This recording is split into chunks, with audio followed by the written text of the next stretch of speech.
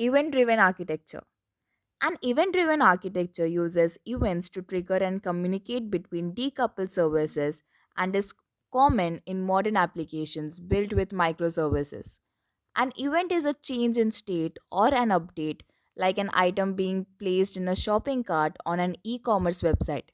Events can either carry the state, the item purchased, its price, and a delivery address, or events can be identifiers, like a notification that an order was shipped. The benefits of event driven architecture are they can scale and fail independently. They develop with agility. You no longer need to write custom code to poll, filter, and route events. The event router will automatically filter and push events to consumers. Enhance customer experience response and reduced operational cost are some other benefits.